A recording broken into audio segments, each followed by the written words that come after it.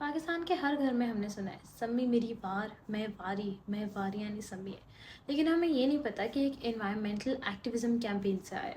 سن 1730 کا راجستھان تھا اور وہاں کے بادشاہ مہاراجا ابھی سنگھ انہوں نے ایک اعلیٰ طرز کا ایک بہت شاندار محل بنانے کا حکم دیا اور اپنے سپاہیوں سے کہا کہ لکڑیاں لے کر آئیں جو کہ بہت ہی پائیدار اور بہت ہی مضبوط ہو، اور وہ تھی کھجرلی کے درختوں کی لکڑی جس کو سمی کہا جاتا ہے۔ یہ راجستھان کا گاؤں جودھ پور تھا اور اس کے قریب ہی بشنوئی قبیلے کا ایک گاؤں تھا جس کا نام تھا کھجرلی گاؤں۔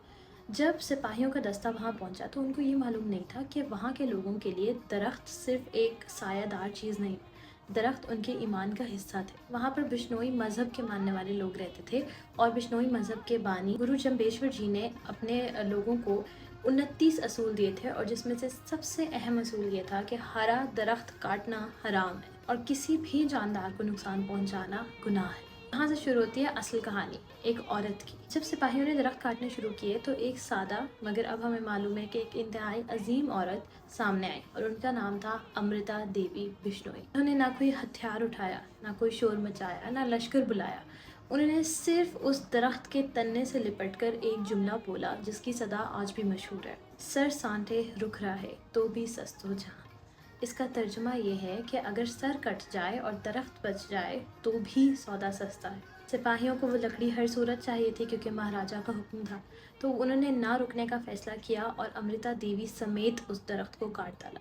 لیکن یہاں پہ کہانی ختم نہیں ہوتی۔ امرتا دیوی کی موت کے بعد ان کی 3 بیٹیاں آسو، رتنی اور بھاگو وہ بھی اپنی ماں کے نقش قدم پر چلی اور وہ تینوں بھی درخت کے تنے سے لپٹ گئی، اور پھر ان تینوں نے یہ صدا بلند کی، سمی میری وار میں واریانی سمی ہے۔ اور اس کا ترجمہ بنتا ہے کہ سمی اب میری باری ہے، اب میں قربان ہوں، میں تم پہ قربان جاتی ہوں اے سمی۔ آج اگر ہم سوشل سائنسز کے فریم ورکس کو لگائیں تو ہم یہاں پر انوائرمنٹل ایکٹیویزم کے ساتھ ساتھ ایکو فیمنزم بھی دیکھتے ہیں۔ پھر جو ہوا وہ انسانی تاریخ کا سب سے بڑا ماحولیاتی احتجاج بن گیا۔ جب گاؤں کے لوگوں نے یہ دیکھا تو ان کے بھی ایمان کا حصہ تھے درخت، ایک ایک کر کے سب لوگ درختوں کے تنوں سے لپٹ گئے، اور جب تک راجا کو خبر ملی تب تک 363 لوگ درختوں کے ساتھ اپنی جانیں قربان کر چکے تھے، جس میں عورتیں، بچے، مرد سب شامل تھے۔